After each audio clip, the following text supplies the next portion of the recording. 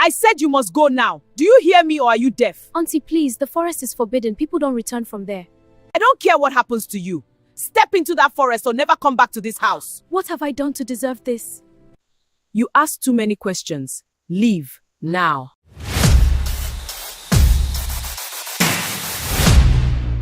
In the quiet village of Wauma, everyone feared one place more than death itself. It was called the Forbidden Forest.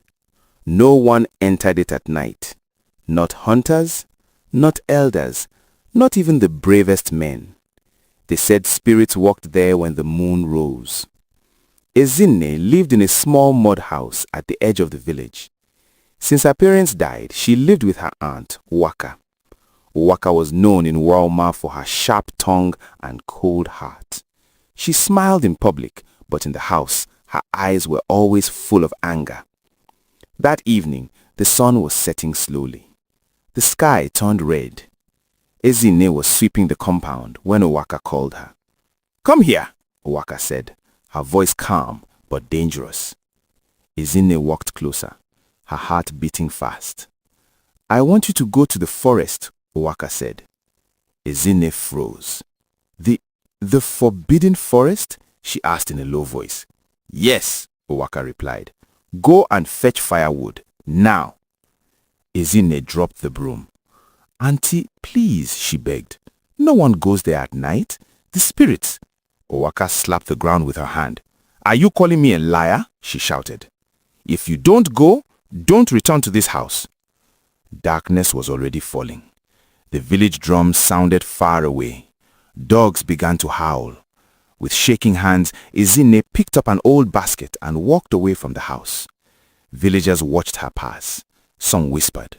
Some shook their heads. "No one returns from there," an old woman said softly. At the edge of the forest, the air changed. The trees stood tall and silent. The wind stopped blowing. Ezinne stepped inside. Suddenly, the forest went quiet. Then, she heard footsteps behind her. But when she turned around, no one was there, only the sound of something breathing. Ezinne stood inside the forbidden forest, holding her basket like it could protect her. The trees were tall and thick. Their branches formed a dark roof, blocking the moonlight.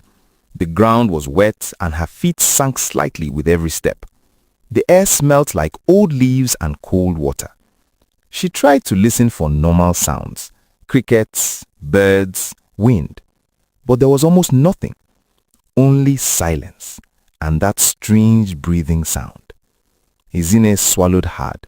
Her throat felt dry.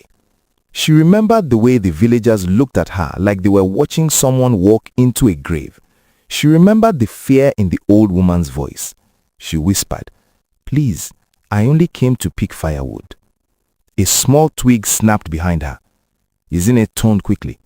Nothing. Her eyes moved left and right. She held her breath and listened. At first, she heard only her own heartbeat. Then she heard it again, slow breathing like someone was standing very close. Ezinne stepped back. Her heel touched something soft. She spun around and screamed, but it was only a bush with wet leaves. She pressed her hand to her chest. "It is fear. It is only fear," she told herself. She forced her legs to move forward, deeper into the forest. She needed to finish quickly. If she returned without firewood, Nwaka would punish her. If she stayed too long, the night would become thicker and worse.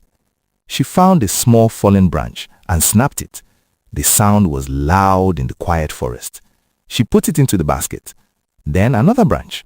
Then another. As she walked, her hands shook. She kept looking around, expecting something to jump at her. After some time, the basket became heavier. Ezinne began to feel a small hope. "Maybe nothing will happen," she whispered. She turned to go back. That was when she saw it. A footprint, fresh, on the wet ground. It was not her footprint.